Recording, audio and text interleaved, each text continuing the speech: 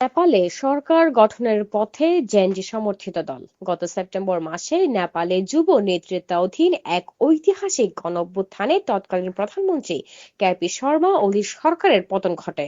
রক্তক্ষয়ী সে অভ্যুত্থানে ৭৭ জন নিহত ও অনেকে আহত হন।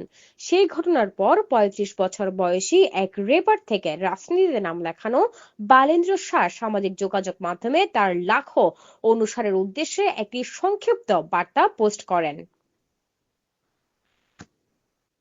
তিনি লিখেছিলেন, প্রিয় জেনজি, তোমাদের হত্যাকারীর পদত্যাগ এসে গেছে। এখন তোমাদের প্রজন্মকেই দেশকে নেতৃত্ব দিতে হবে। প্রস্তুত হও। ৫ মাস পর সেই বালেন্দ্র এখন নেপালের প্রধানমন্ত্রী হওয়ার দ্বারপ্রান্তে। শাহের দল রাষ্ট্রীয় স্বতন্ত্র পার্টি আরএসপি প্রায় ১১০টি আসনে এগিয়ে রয়েছে, যা তাদের প্রধান প্রতিদ্বন্দ্বীদের তুলনায় অনেক বেশি। ২৭৫টি আসনের মধ্যে ১৬৫টি সরাসরি ভোটে এবং ১১০টি আনুপাতিক প্রতিনিধিত্ব পদ্ধতিতে নির্ধারিত হয়।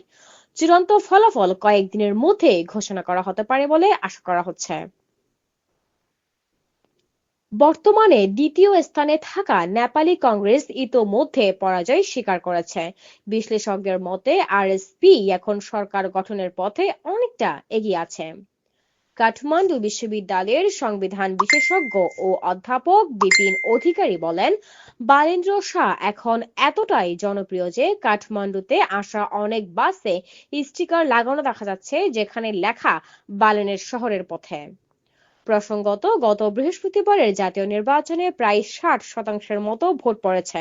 পূর্বের নির্বাচনগুলোর তুলনায় এবার কিছুটা কম ভোট পড়েছে বলে জানিয়েছে নেপালের সংবাদ মাধ্যম। ফাহমিদা হাশেম।